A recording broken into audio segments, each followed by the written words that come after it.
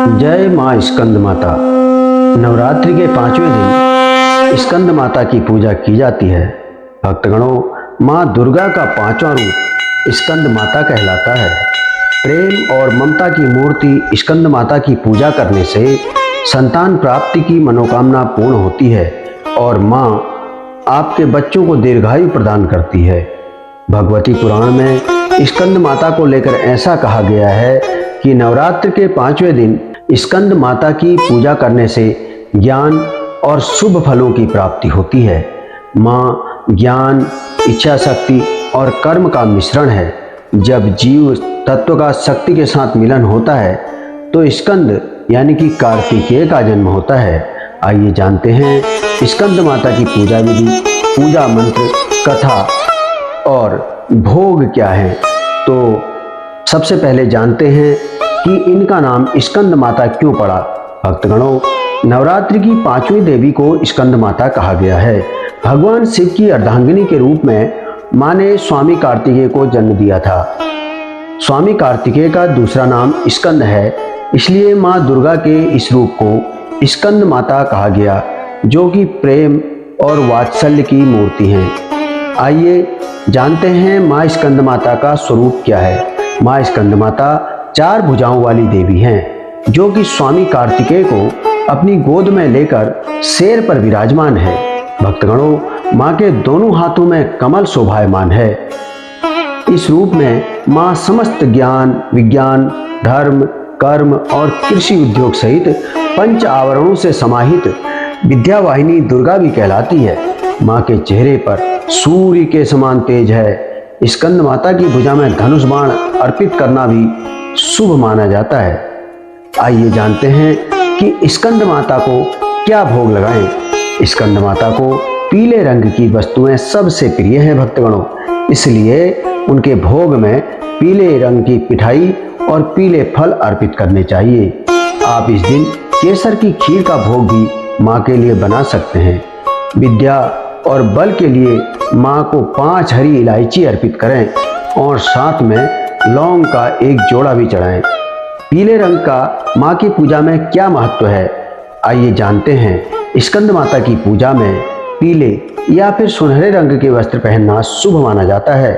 भक्तगणों, माँ का श्रृंगार पीले फूल से करें और माँ को सुनहरे रंग के वस्त्र अर्पित करें और पीले फल चढ़ाएं। पीला रंग सुख और शांति का प्रतीक माना जाता है और इस रूप में दर्शन देकर माँ हमारे मन को शांति प्रदान करती हैं।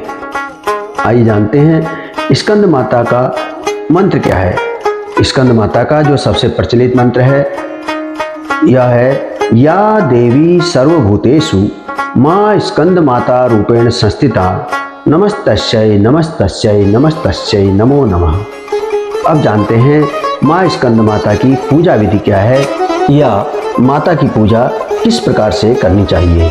देवी भक्तगणों, माँ स्कंद माता के लिए आप रोजाना की तरह सुबह जल्दी उठकर स्नान कर लें और पूजा के स्थान को गंगा जल से शुद्ध कर लें। उसके बाद लकड़ी की चौकी पर पीला कपड़ा बिछाकर माँ की मूर्ति या फिर तस्वीर को स्थापित करें। पीले फूल से माँ का श्रृंगार करें। पूजा में फल, फूल, मिठाई, लौंग, इलायची, अक्षत, धूप की दीप और केले का फल अर्पित करें। उसके बाद कपूर और घी से माँ की आरती करें। पूजा के बाद क्षमा याचना करके दुर्गा सप्तशती और दुर्गा चालीसा का पाठ करें। माँ आपका कल्याण करेंगी और आपकी सभी इच्छाएं पूर्ण करेंगी। आइए अब सुनते हैं माँ स्कंद माता की पौराणिक कथा। पौराणिक कथा के अनुसार तारकासुर नाम का एक राक्षस था। उसने घोर तपस्या करके ब्रह्मा जी को प्रसन्न कर लिया था। उसकी तपस्या से प्रसन्न होकर ब्रह्मा जी प्रकट हुए। राक्षस तारकासुर ने ब्रह्मा जी से अमर होने का वरदान मांगा, जिस पर ब्रह्मा जी ने उससे कहा कि ऐसा संभव नहीं है, क्योंकि जन्म लेने वाले हर प्राणी का अंत निश्चित है। यह सुनकर तारकासुर निराश हो गया, लेकिन उसने बड़ी ही चालाकी से पुनः वरदान मांगा कि उसकी मृत्यु सिर्फ भगवान शिव के पुत्र के हाथों से ही हो। ऐसा वरदान मांगने के पीछे उसकी ये सोच थी कि उसे लगता था कि भगवान शिव तो कभी विवाह करेंगे नहीं, तो उनका पुत्र भी नहीं होगा। इस तरह से वो हमेशा के लिए अमर हो जाएगा। ब्रह्मा जी ने उसे ये वरदान दे दिया। भक्तगणों, वरदान पाते ही उसने लोगों के ऊपर भीषण हिंसा और अत्याचार करना शुरू कर दिया। उसके अत्याचारों से लोगों में भय पैदा हो गया।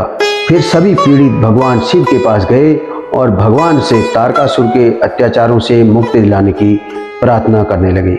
तब भगवान शिव ने माता पार्वती से विवाह किया और उनका एक पुत्र हुआ जिसका नाम स्कंद अर्थात कार्तिकेय था।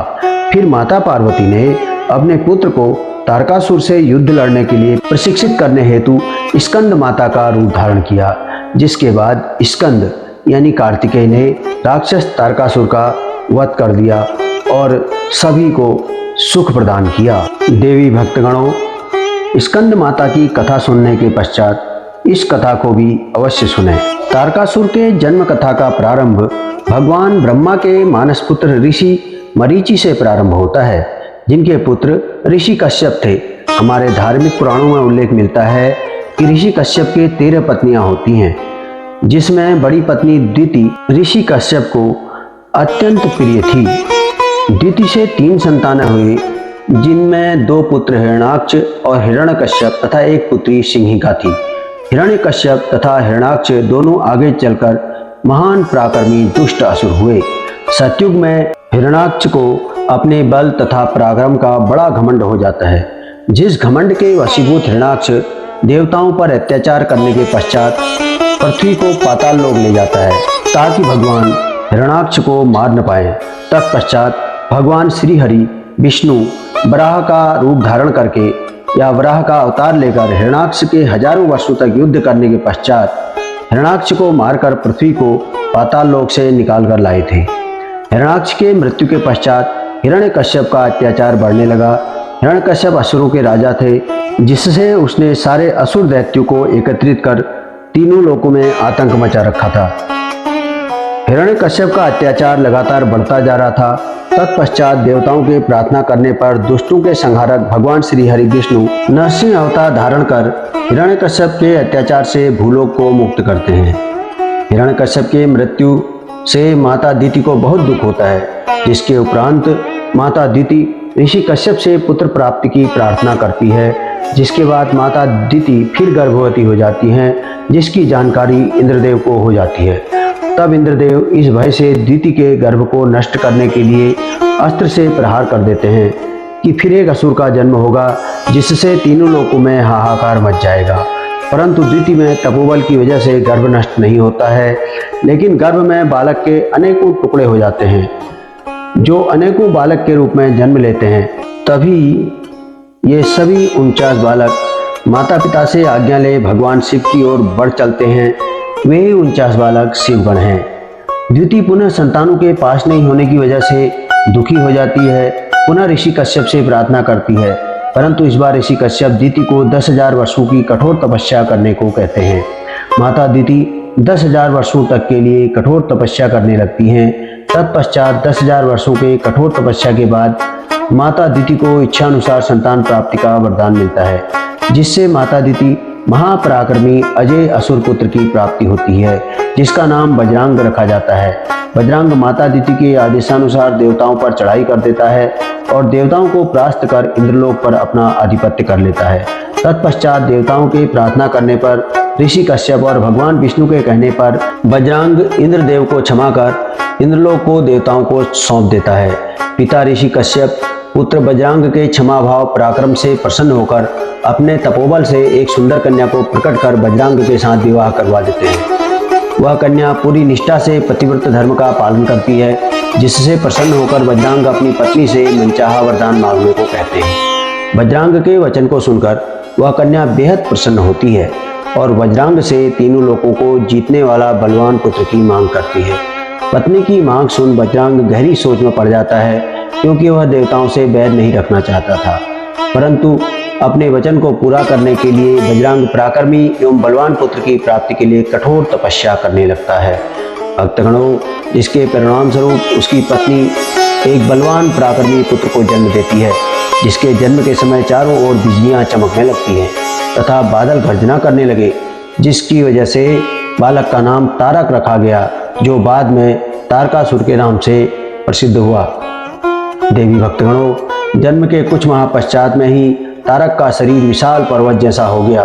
तत्पश्चात तारक माता पिता से आज्ञा लेकर शक्तियां एकत्रित करने तपस्या के लिए निकल जाता है। हजारों वर्षों के कठोर तपस्या कर तारक ब्रह्मा जी को प्रसन्न कर लेता है और ब्रह्मा जी से देवी देवता, दानव, मानव पूरे ब्रह्मांड में किसी के हाथों न मारे जाने का वरदान मांगता है। लेकिन ब्रह्मा जी इस वरदान को नीति के विरुद्ध कह उसे किसी विशिष्ट व्यक्ति के हाथों मारे जाने को कहते हैं, जिसका चुनाव करना ब्रह्मा जी तारक के ऊपर ही छोड़ देते हैं कि वह उसके हाथों मरना चाहेगा या किसके हाथों मरना चाहेगा। तब तारक अपनी चतुराई का इस्तेमाल कर शिवपुत्र के हाथों मारे जाने को कहता है, जिस पर ब्रह्मा जी तथास्तु कहते हैं, क्योंकि भगवान शिव उस दौरान वैराग्य धारण किए हुए थे। ऐसे में भगवान शिव का पुत्र होना असंभव था। वरदान पुत्र प्राप्ति के बाद तारक तारकासुर हो जाता है और समस्त लोकों में अपना भय पैदा करता हुआ इधर से उधर जाने लगता है। स्कंद पुराण के अनुसार माता सती के अपने पति भगवान शिव द्वारा किए गए पिता दक्ष के अपमान पर क्रोधित होकर पिता दक्ष के यहाँ हो रहे यज्ञ कुंड में आत्मदाह करके अपना जीवन समर्पित कर देती है। माता सती के देह समर्पण के बाद भगवान शिव सांसारिक मोह माया से विमुख हो अनिश्चित समय के लिए ध्यान मुद्रा में बैठ जाते हैं। इसी दौरान पहाड़ों के राजा हिमवत को लंबे अरसे बाद संतान प्राप्त होती है। माता सती राजा हिमावत के यहाँ पुत्री के रूप में आमंत्रित होती है, जिसका नाम पार्वती रखा गया। वहाँ असुरराज तारकासुर का आतंक अत्याचार बढ़ता चला गया था। तत्पश्चात सभी देवता प्रेम के देवता कामदेव को भगवान शिव के ध्यान भंग कर भगवान शिव के मन में माता पार्वती के प्रति प्रेम जागृत करने का कार्य सौंपते हैं। तत्पश्चात कामदेव धनुष बाण के माध्यम से भगवान शिव पर प्रेम पुष्प बाण चला देते हैं, जिससे भगवान शिव का ध्यान भंग हो जाता है। भगवान शिव कामदेव पर बेहद क्रोधित होते हैं। तत्पश्चात अपनी तीसरी आंख खोलकर कामदेव को भस्म कर देते हैं। तब देवी रति के प्रार्थना करने पर भगवान शिव कामदेव को जीवित देह प्रदान करते हैं। कामदेव के प्रेम पुष्प बाण से भगवान शिव के मन में माता पार्वती के प्रति प्रेम भावना जागृत हो जाती है, परंतु अभी भी भगवान शिव का क्रोध शांत नहीं हुआ था। भगवान शिव की क्रोध की ऊष्मा पूरे ब्रह्मांड में व्याप्त हो रही थी। तत्पश्चात भगवान शिव की जटाओं में विराजमान माता गंगा भगवान शिव के क्रोधाग्नि को सर्वांत तक पहुंचाते हैं, जिससे 6 सिर वाले एक बालक की उत्पत्ति होती है, जिससे 6 अप्सराओं ने पाला और बाद में माता पार्वती ने बालक को 6 सिर को एक ही सिर के रूप में रूपांतरित कर दिया। अप्सराओं अर्थात कृतिकाओं द्वारा लालन पालन होने के कारण बालक का नाम कार्तिकेय पड़ा, जिसने बाद में देवताओं की सेना के नेतृत्व करते हुए तारकासुर का वध कर दिया। बोलिए भगवान कार्तिकेय की जय, बोलिए स्कंद माता की जय।